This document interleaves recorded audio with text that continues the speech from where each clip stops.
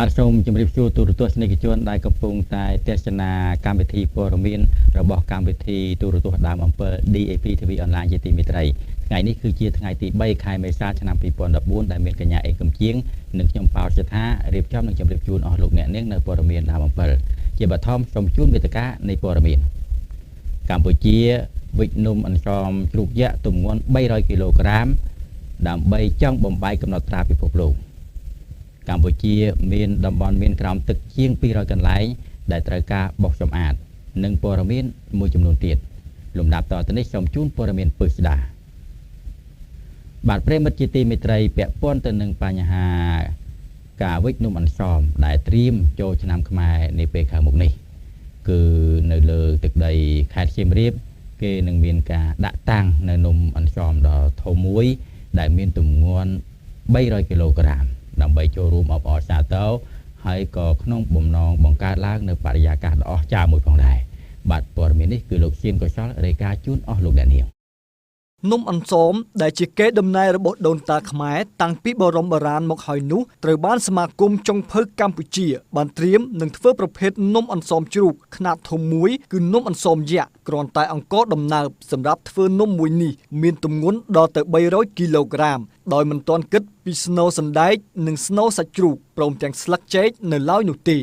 លោកច័ន្ទសុភាដែលជាចុងភៅប្រចាំសន្តាគារ Victoria ខេត្តសៀមរាបនិងជាសមាជិកគណៈគ្រប់គ្រងសមាគមចុងភៅកម្ពុជាបានមានប្រសាសន៍ថាក្នុងព្រឹត្តិការណ៍អង្គរសង្ក្រាន្តនិងដើម្បីអបអរសម្រាប់ពិធីបុណ្យចូលឆ្នាំថ្មីប្រពៃណីជាតិខ្មែរសមាគមចុងភៅកម្ពុជាបានត្រៀមរៀបចំបង្ហាញនៅនំអន្សមជ្រូកខ្នាតយក្សមួយដែលមិនធ្លាប់មានក្នុងប្រវត្តិសាស្ត្រនំអន្សមក៏ដូចជាមិនធ្លាប់មានក្នុងពិភពលោកបានបញ្ជាក់ប្រាប់ថានំអន្សមជ្រូកដែលត្រូវធ្វើសម្រាប់បង្ហាញក្នុងឱកាសនោះនៅខាងមុខប្រាសាទអង្គរវត្តគឺមានទម្ងន់រហូតដល់300គីឡូក្រាមនៃអង្គដំណើបដោយមិនទាន់គិតពីស្នូលសាច់ជ្រូកនិងស្នូលសណ្ដែកហើយប្រើប្រាស់ស្លឹកចេកទម្ងន់ប្រមាណ300គីឡូក្រាមដោយប្រើប្រាស់នៅឆ្នាំងពិសេសមួយព្រមទាំងប្រើបុគ្គលិកចំនួន51នាក់សម្រាប់ការធ្វើអន្សមជ្រូកដ៏ធំនេះគឺត្រូវរក្សាឲ្យបាននៅរសជាតិនិងទ្រង់ទ្រាយដើមទាំងអស់លោកបន្តទៀតថាពេលនេះយើងកំពុងធ្វើការរៃអង្គាស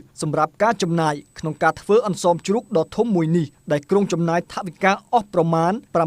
$7,500សហរដ្ឋអាមេរិកហើយបច្ចុប្បន្នសមាគមចុងភៅកម្ពុជាបានទទួលថវិកាជាបណ្ដាហើយជាក់ស្ដែងសន្តាគារ Victoria បានជួយឧបត្ថម្ភទឹកប្រាក់ចំនួន$2,000ក្រៅពីនោះយើងបានទទួលការបរិច្ចាគពីសមាជិកសមាគមពីប្រតិបត្តិការទេសចរនិងពីមិត្តភ័ក្តិព្រមទាំងសប្បុរសជនផងដែរក្រុមចុងភៅរបស់លោកកន្លងទៅធ្លាប់បានសាកល្បងនៅអន្សមជ្រូកខ្នាតធំនេះផងដែរគឺកន្លែងធ្វើអន្សមជ្រូកដែលមានទម្ងន់20គីឡូក្រាមទៅ30គីឡូក្រាមនិង50គីឡូក្រាមរួចមកហើយដោយរក្សាបាននូវរសជាតិនិងទ្រង់ទ្រាយដើមទាំងស្រុងដោយភាពជោគជ័យនិងការតាំងចិត្តខ្ពស់របស់ក្រុមសមាជិកសមាគមចុងភៅកម្ពុជាទើបពេលនេះសមាគមបានដាក់សំណើសូមចូលរួមបង្ហាញនៅនំអន្សមយក្សនេះនៅក្នុងព្រឹត្តិការណ៍អង្គរសង្ក្រាន្តឆ្នាំនេះលោកបញ្ជាក់ថានំអន្សមជ្រូកនេះគឺជាប្រភេទនំតាមបែបប្រពៃណីជាតិខ្មែរយើងតាំងពីបុរាណកាលមកម្លេះក្រៅពីការធ្វើនំអន្សមសម្រាប់អាហារក្នុងឱកាសបុណ្យទានសែនព្រេននិងពិធីផ្សេងៗនោះនំអន្សមត្រូវបានប្រជាពលរដ្ឋខ្មែរធ្វើសម្រាប់ពិធីភ្ជុំបិណ្ឌដើម្បីយកទៅវត្តប្រគេនព្រះសង្ឃពិធីសែនព្រេននិងសម្រាប់ជូនញាតិសន្តានផងដែរចំពោះនំអន្សមជ្រូកឬអន្សមខ្លាញ់ពេលគេវិចជាទូទៅគេប្រើស្នូលសណ្ដែកលាយសាច់ជ្រូក3ជាន់និងខ្ចប់ដោយស្លឹកចេកព្រមទាំងមានចងដោយចំណងផងដែរចំពោះនំអន្សមជ្រូកដ៏ធំនេះសមាគមចុងភៅមានបំណងប្រាថ្នាចង់ធ្វើអន្សមនេះដើម្បីដាក់ពាក្យស្នើសុំចូលក្នុងបញ្ជីកំណត់ត្រាប្លែកៗក្នុងសៀវភៅកំណត់ត្រាពិភពលោក Guinness World Record ដែលពេលនេះយើងមិនទាន់មានលទ្ធភាពនៅឡើយដោយសារការចំណាយក្នុងការចុះឈ្មោះមានតម្លៃថ្លៃពេកគឺចាប់ពី$10,000រហូតទៅដល់ជិត$20,000តែយើងក៏បានគិតនឹងគ្រោងដាក់ពាក្យស្នើសុំសម្រាប់ឆ្នាំ2015ខាងមុខនេះដើម្បីភាពល្បីនិងរក្សានៅកេរដំណែលខ្មែរយើងផងដែរជាព័ត៌មានជាបន្តទៅនេះរដ្ឋលេខាធិការក្រសួងរៀបចំដែនដីបានដឹងថាសង្គមស៊ីវិលមិនសូវបានចូលរួមក្នុងការដោះស្រាយទំនាស់ដីធ្លីជាមួយក្រសួងនោះទេរាយការណ៍បន្តដោយលោកបានសុក្រិត សង្គមស៊ីវិលមិនជួបប្រជុំពិភាក្សាជាមួយក្រសួងរៀបចំដែនដីដើម្បីស្វែងរកបញ្ហាដីធ្លីនិងជួយដោះស្រាយនៅតាមពេលវេលាដែលបានសន្យាគ្នាថានឹងជួបជុំគ្នារាល់3ខែម្ដងនោះឡើយថ្លែងនៅក្នុងសន្និសីទកាសែតមួយស្ដីពីបញ្ហាដីធ្លីនិងការដោះស្រាយបញ្ហាដីធ្លីនៅទីស្តីការក្រសួងរៀបចំដែនដីនគររូបនីយកម្មនិងសំណង់លោកសសុវណ្ណរដ្ឋលេខាធិការក្រសួងនេះនៅថ្ងៃទី3ខែមីនាឆ្នាំ2014នេះបានមានប្រសាសន៍ឆ្លើយទៅនឹងសំណួររបស់អ្នកសារព័ត៌មានដែលសួរថាតើក្រសួងរៀបចំដែនដីបានធ្វើការជាមួយសង្គមស៊ីវិលឬបញ្ហាដីធ្លីដែរឬអត់ដោយលោកបានឆ្លើយថាមិនមែនក្រសួងមិនសហការទេគឺបានសហការហើយលោកជាប្រធានកំណែទម្រង់ដីធ្លីនៅកម្ពុជាដែលធ្វើការជាមួយដៃគូអភិវឌ្ឍនានាមានអាល្លឺម៉ង់ EU និងអាត60ជាដើមខ្ញុំបានដាក់កម្មវិធីរវាងរៀងរាល់3ខែម្ដងបាទ3ខែម្ដងជួបជាមួយសង្គមស៊ីវិលប៉ុន្តែ3ខែកន្លងមកនេះខ្ញុំបានអញ្ជើញគាត់3ដងហើយក៏អត់មកនេះជាភាពពិតបាទយើងមិនអាចព្រោះម្នាក់ឯងបានទេបាទដូចជំរាបមកបត់ថា I don't want to sleep alone យើងមិនអាចរស់ម្នាក់ឯងយើងមិនអាចធ្វើការម្នាក់ឯងកើតទេយើងទៀមទានៅដៃគូប៉ុន្តែដៃគូដែលក្នុងទៀតគោរពគ្នាទៅវិញទៅមកមិនមែនដៃចាក់ជើងជាន់ទេលោកលឹមវ័នរដ្ឋលេខាធិការក្រសួងរៀបចំដែនដីមានប្រសាសន៍ថាទាក់ទងនឹងតួលេខអង្គការលីកាដូហើយក៏មានចំណុចមួយដែរដែលលើកឡើងថាក្រសួងរៀបចំដែនដីមិនសហការមិនមែនក្រសួងមិនសហការទេគឺអង្គការមិនសហការអញ្ចឹងត្រូវរកចំណុចកណ្ដាលតើអ្នកណាសហការនិងអ្នកណាមិនសហការប៉ុន្តែរាល់គម្រោងគឺត្រូវមានការចូលរួមពីដៃគូនិងអង្គការសង្គមស៊ីវិលរាល់គម្រោងមិនមែនគ្រាន់តែគម្រោងរបស់ក្រសួងរៀបចំដែនដីទេរួមទាំងគម្រោងរបស់រាជរដ្ឋាភិបាលអង្គការនេះតួលេខប៉ុន្តែសូមឲ្យមានបញ្ជាក់អំពីប្រភពនៃព័ត៌មានដែលថាទំនាស់នៅតាណាប្រមាណដើម្បីក្រសួងមានមូលដ្ឋាននិងចុះវិដាលស្រាវជ្រាវនៅភូមិណាប្រមាណនៅឃុំណាប្រមាណប្រភពនៃទំនាស់ពីអីហើយប្រភពព័ត៌មានដែលគាត់ទទួលបានពីខាងណានេះគឺក្រសួងសូមស្វាគមន៍និងទទួលយកបើមានតួលេខច្បាស់លាស់មជ្ឈមណ្ឌលព័ត៌មានដើម7មិនអាចទាក់ទងមន្ត្រីអង្គការអាត60លោកច័ន្ទសវេតបានទេដោយទូរស័ព្ទរបស់លោកហៅមិនចូលតាមរបាយការណ៍របស់ក្រសួងរៀបចំដែនដីបានឲ្យដឹងថាមកដល់ខែមីនាឆ្នាំ2014គណៈកម្មការសូរិយោដីគ្រប់ថ្នាក់ដែលមានយុត្តាធិការដោះស្រាយទំនាស់ដីធ្លីដែលមិនទាន់ចុះបញ្ជីបានទទួលបណ្ដឹងសរុបចំនួន6193ករណីដោះស្រាយបញ្ចប់តាមរយៈការសម្រុះសម្រួលនិងសេចក្តីសម្រេចបាន2722ករណីជាង 43% ស្មើនឹងពលរដ្ឋចំនួន 13031 គ្រួសារស្មើនឹងផ្ទៃដី3892 ហិកតាចរានចរក្រមការស៊ើបអង្កេតឃើញថាខុសសមត្ថកិច្ច1995ករណីស្មើនឹងជាង 31% ភាគីស្នើសុំដកពាក្យបណ្ដឹង618ករណីស្មើនឹង 9% សរុបដោះស្រាយបញ្ចប់នីតិវិធីដោះស្រាយបញ្ចប់ចរានចោលនិងដកពាក្យបណ្ដឹងចំនួន 5335 ករណីស្មើនឹងប្រមាណ 86% និងកំពុងដោះស្រាយ860ករណីស្មើនឹង 14%សូមបញ្ជាក់ថាកាលពីថ្ងៃទី1ខែមេសាឆ្នាំ2014អង្គការលីកាដូបានចេញសេចក្តីថ្លែងការណ៍មួយស្ដីពីបញ្ហាដីធ្លីនៅកម្ពុជាក្នុងនោះអង្គការបានបង្ហាញថាចន្លោះពីខែមករាឆ្នាំ2000ដល់ខែមីនាឆ្នាំ2014អង្គការលីកាដូបានរកឃើញថាមានប្រជាពលរដ្ឋច្រើនជាង50,000នាក់បានរងគ្រោះពីចំនួនដីធ្លីដែលពាក់ព័ន្ធនឹងរដ្ឋនៅក្នុងការស៊ើបអង្កេតដែលគ្របដណ្ដប់ប្រមាណពាក់កណ្ដាលនៃផ្ទៃប្រទេសបន្ទាប់ពីរយៈពេល13ឆ្នាំកន្លងទៅការទន្ទ្រានយកដីធ្លីនៅប្រទេសកម្ពុជាមិនមានសញ្ញានៃការធ្លាក់ចុះនោះទេនិងរយៈពេល 2-3 ខែដើមឆ្នាំ2014បានរកឃើញថាមានការបន្តបំផ្លិចបំផ្លាញលំនៅឋានព្រៃឈើនិងជីវភាពរស់នៅរបស់ប្រជាពលរដ្ឋបាទប្រិមិត្តជាទីមេត្រីពាក់ព័ន្ធទៅនឹងបញ្ហាការចូលឆ្នាំខ្មែរនៅជាង10ថ្ងៃខាងមុខនេះដែរគឺពលករខ្មែរដែលទៅធ្វើការនៅប្រទេសថៃបានវិលមកស្រុកកំណើតជាបណ្ដាហើយដើម្បីចូលរួមចូលឆ្នាំខ្មែរនេះបាទព័ត៌មាននេះគឺរាយការណ៍ដោយកញ្ញាកេតចាត់ចា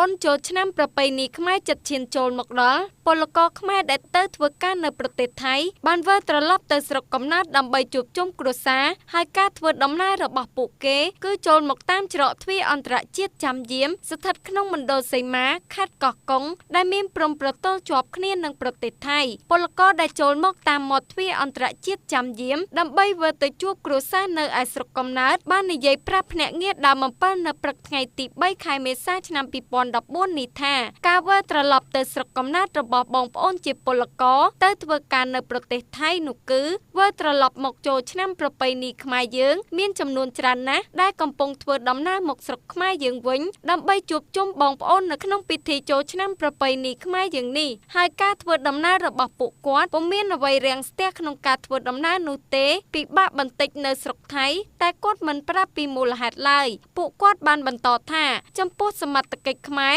ដែលឈរជើងនៅមាត់ច្រកចាំយាមនេះលោកពុំបានយកលុយពីពលករដែលចូលនេះ1រៀលឡើយមានតែសមត្ថកិច្ចខ្មែរយើងហៅមកធ្វើការអប់រំបន្ថែមនៅពេលវិលត្រឡប់ទៅប្រទេសថៃវិញនៅថ្ងៃណាមួយឲ្យបងប្អូនមុនពេលវិលត្រឡប់ត្រូវធ្វើប៉ាសពតឆ្លងដែនឲ្យបានត្រឹមត្រូវវាងាយស្រួលក្នុងការរស់នៅក្នុងស្រុកគេមន្ត្រីនគរបាលអន្តរប្រវេសន៍ដែលឈរជើងនៅមាត់ច្រកចាំយាមបាននិយាយថារយៈពេល3ថ្ងៃនេះប្រជាពលរដ្ឋដែលទៅរកការងារធ្វើនៅប្រទេសថៃបានវិលត្រឡប់ចូលស្រុកកំណើតវិញតាមមាត់ទ្វារអន្តរជាតិចាំយាមនេះក្នុងមួយថ្ងៃមានចំនួន200ទៅ300នាក់ក្នុងមួយថ្ងៃហើយភាគីថៃគេបើកឲ្យខ្មែរយើងចូលជាធម្មតាតែចំពោះសមត្ថកិច្ចវិញមិនទទួលប្រាក់1កាក់1សេនពីពួកគាត់ឡើយតែសមត្ថកិច្ចធ្វើការណែនាំចំពោះការវិលត្រឡប់ទៅវិញត្រូវធ្វើប៉ាសពតឲ្យបានត្រឹមត្រូវវាងាយស្រួលក្នុងការស្នាក់នៅនិងរកស៊ីឲ្យសមស្របតាមផ្លូវច្បាប់ស្រុកគេហើយធ្វើការណែនាំឲ្យពួកគាត់ធ្វើមុនពេលធ្វើដំណើរ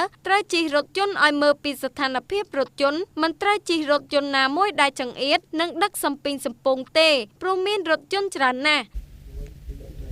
បន្ទាប់ពីប្រទេសកម្ពុជាបានបន្សល់ទុកគ្រាប់មីនជាច្រើនដែលគ្រាប់កាលពីសម័យសង្គ្រាមនោះរហូតមកដល់បច្ចុប្បន្ននេះមិនទាន់ធ្វើការដោះស្រាយចប់នៅឡើយទេជាក់ស្ដែងគ្រាប់មីនជា200កន្លែងនៅក្រោមទឹកកំពុងតែធ្វើការដោះស្រាយជាបន្តរាយការណ៍បន្តដោយកញ្ញាហ៊ួនស្រីលីន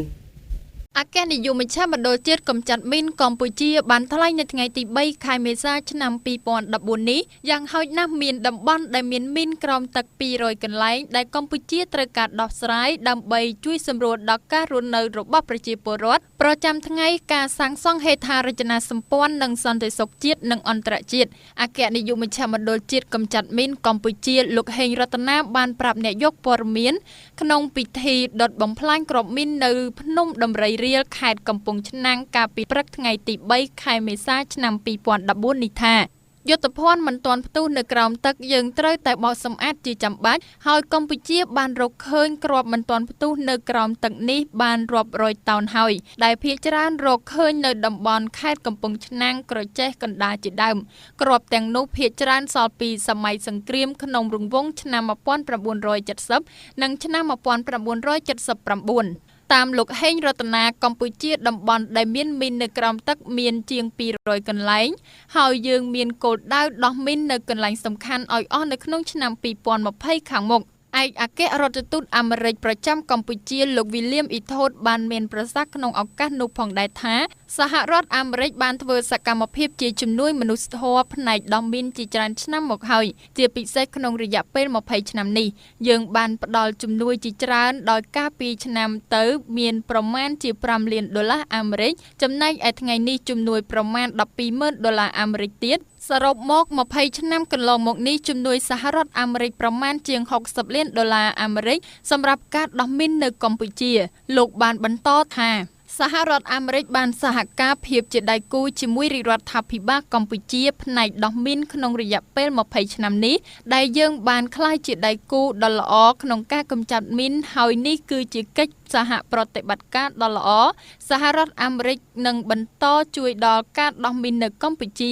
លោកហេងរតនាបានវិតម្លៃខ្ពស់ចំពោះការជួយរបស់សហរដ្ឋអាមេរិកលើវិស័យដោះមីននៅកម្ពុជានេះតាមរយៈជំនួយរបស់សហរដ្ឋអាមេរិកជាង20ឆ្នាំមកនេះកម្ពុជាបានទទួលជំនួយយ៉ាងច្រើនទាំងការវឹកវើថវិកាសម្ភារៈបច្ចេកទេសដែលធ្វើឲ្យយើងមានសមត្ថភាពគ្រប់គ្រាន់ដើម្បីដោះស្រាយបញ្ហាគ្រាប់មីននៅកម្ពុជារួមជាមួយនឹងដៃគូផ្ដល់ជំនួយដទៃទៀតធ្វើឲ្យយើងមានសមត្ថភាពកាន់តែខ្ពស់ឡើង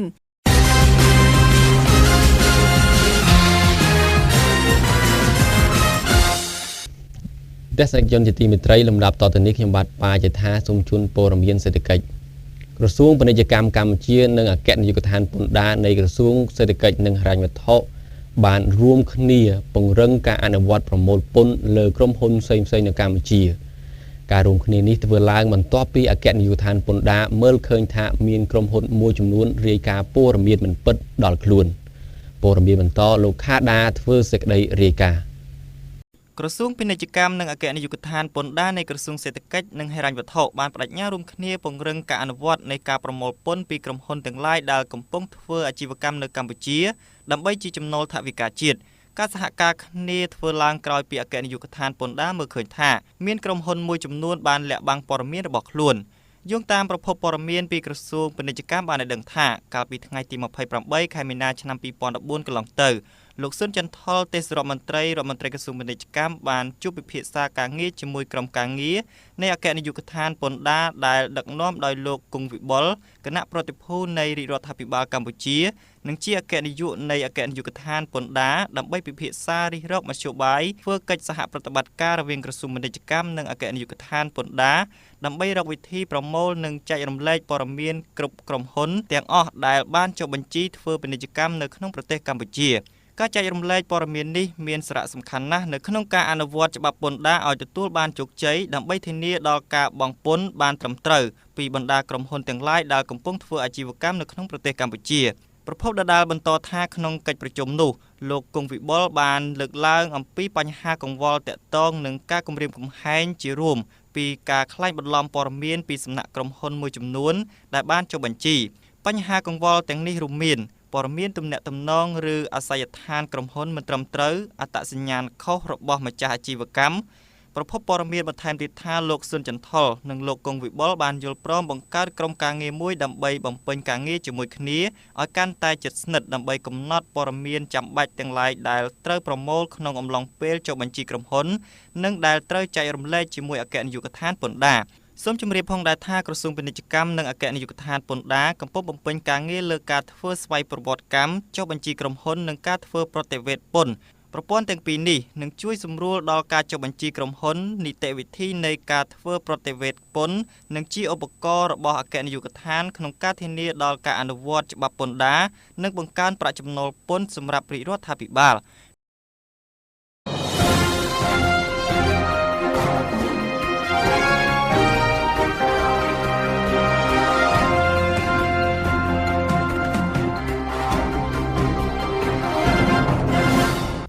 បាទជាបន្តទៅទៀតនេះខ្ញុំបាទសាវតារ៉ានីសូមជម្រាបជូនព័ត៌មានអន្តរជាតិបាទពាក់ព័ន្ធទៅនឹងវិបត្តិដែលកំពុងតែកើតមានឡើងរវាងប្រទេសរុស្ស៊ីនិងប្រទេសអ៊ុយក្រែនរហូតដល់ប្រទេសរុស្ស៊ីបានដាក់តំបន់គ្រីមៀចូលទៅក្នុងបូរណភាពទឹកដីរបស់ខ្លួននៅពេលនេះអង្គការ NATO ក៏បានចេញសេចក្តីព្រមានចំពោះអន្តរាគមន៍រុស្ស៊ីនៅប្រទេសអ៊ុយក្រែនអគ្គលេខាធិការរបស់អង្គការ NATO លោក Anders Fogh Rasmussen បានធ្វើសេចក្តីថ្លែងការណ៍របស់ខ្លួននៅក្នុងសន្និសីទសារព័ត៌មាននៅក្នុងជំនួបថ្នាក់រដ្ឋមន្ត្រីការបរទេសរបស់អង្គការ NATO នៅទីបញ្ជាការសម្ព័ន្ធមិត្តក្នុងទីក្រុង Brussels លោកបានលើកឡើងនៅថ្ងៃពុធថាប្រទេសរុស្ស៊ីនឹងបង្កើតនៅកំហុសឆ្គងមួយដ៏ធំប្រសិនបើប្រទេសនេះបន្តលុកលុយចូលទៅក្នុងប្រទេសអ៊ុយក្រែនទីភ្នាក់ងារព័ត៌មាន CBC News ចុះនៅថ្ងៃទី2ខែមេសាឆ្នាំ2014នេះដោយលើកឡើងនៅសម្ដីរបស់លោក Rasmussen ថាការចូលអន្តរាគមន៍របស់រុស្ស៊ីនៅក្នុងប្រទេសអ៊ុយក្រែនជាថ្មីម្ដងទៀតបន្ទាប់ពីមានវិបត្តិនៅគ្រីមៀអាចធ្វើឲ្យរុស្ស៊ីបង្កើតនៅកំហុសមួយជាប្រវត្តិសាស្ត្រដែលធ្វើឲ្យរដ្ឋាភិបាលមួយនេះមានភាពឯកោនៅលើឆាកអន្តរជាតិលោកបានបន្តថាវានឹងធ្វើឲ្យរុស្ស៊ីមានភាពឯកោនៅក្នុងទំនាក់ទំនងអន្តរជាតិព្រមទាំងធ្វើឲ្យទំនាក់ទំនងរវាងរុស្ស៊ីនិងប្រទេសលោកខាងលិចកាន់តែឃ្លាតឆ្ងាយថែមទៀតគូបញ្ជាក់ផងដែរថានៅព្រឹកថ្ងៃពុធប្រទេសរុស្ស៊ីបានដាក់ពង្រាយកងទ័ពរបស់ខ្លួននៅតាមបន្ទាត់ព្រំដែនជាមួយនឹងប្រទេសអ៊ុយក្រែនហើយក្នុងករណីរដ្ឋាភិបាលទីក្រុងមូស្គូមានបំណងចង់ឈ្លានពានលើប្រទេសអ៊ុយក្រែនវាត្រូវការតែរយៈពេលត្រឹមតែ3ទៅ5ថ្ងៃប៉ុណ្ណោះនៅក្នុងស្ថានភាពនេះប្រទេសរុស្ស៊ីបានចោទប្រកាន់អង្គការ NATO កាលពីថ្ងៃពុធកន្លងទៅនេះទាក់ទងទៅនឹងការវិលត្រឡប់ទៅរកភាសាសម័យសង្គ្រាមត្រជាក់វិញដោយការផ្អាកការធ្វើកិច្ចសហប្រតិបត្តិការជាមួយនឹងរដ្ឋាភិបាលទីក្រុងមូស្គូហេតុនេះរុស្ស៊ីបានបញ្ជាក់ថាពុំមានភាគីណាមួយទទួលផលចំណេញពីទង្វើទាំងនេះឡើយកាលពីថ្ងៃអង្គារកន្លងទៅនេះអង្គការ NATO បានផ្អាកការធ្វើកិច្ចសហប្រតិបត្តិការជាមួយនឹងប្រទេសរុស្ស៊ីដើម្បីសម្ដែងនឹងការប្រឆាំងចំពោះការដាក់បញ្ចូលឧបទ្វីបគ្រីមៀចូលទៅក្នុងប្រទេសរុស្ស៊ីព្រមទាំងបានបញ្ជាឲ្យមានការចាត់វិធាននឹងការពង្រឹងការការពារ ឆ្លើយតបទៅនឹងបញ្ហានេះរុស្ស៊ីបានបន្ថែមសម្ពាធទៅលើប្រទេសអ៊ុយក្រែនឲ្យដកហូតអាវុធពីកម្លាំងយោធាដោយបង្ខំឲ្យពួកគេគោរពតាមកិច្ចសន្យារបស់ខ្លួនដើម្បីបង្ក្រាបពួកស្ដាំនិយមនិងការពារប្រជាពលរដ្ឋដែលនិយាយភាសារុស្ស៊ីគូបញ្ជាក់ផងដែរថាទំនាក់ទំនងរដ្ឋាភិបាលទីក្រុងមូស្គូនិងរដ្ឋាភិបាលទីក្រុងគីវបានកើតជាវិបត្តិចាប់តាំងពីសភារបស់អ៊ុយក្រែនបានដកហូតអំណាចរបស់លោកវីកទ័រយ៉ានូកូវិចដែលជាប្រធានាធិបតីមានប្រទេសរុស្ស៊ីជាខ្នងបង្អែកកាលពីថ្ងៃទី22ខែកុម្ភៈឆ្នាំ2014កន្លងទៅបន្ទាប់មករុស្ស៊ីបានដណ្ដើមយកតំបន់គ្រីមៀពីប្រទេសអ៊ុយក្រែនដាក់បញ្ចូលទៅក្នុងទឹកដីរបស់ខ្លួនកាលពីថ្ងៃទី21ខែមិនិនាឆ្នាំ2014កន្លងទៅនេះជាព័ត៌មានទូរទស្សន៍ដល់អំពិល DAP TV Online សម្រាប់ថ្ងៃទី3ខែមេសាឆ្នាំ2014នេះដែលរៀបរៀងនឹងជម្រាបជូនដល់លោកប៉ៅសេដ្ឋានិងនាងខ្ញុំអេងកំជឿននៅពេលនេះចាប់តែប៉ុណ្ណេះសូមអរគុណនិងសូមជម្រាបលា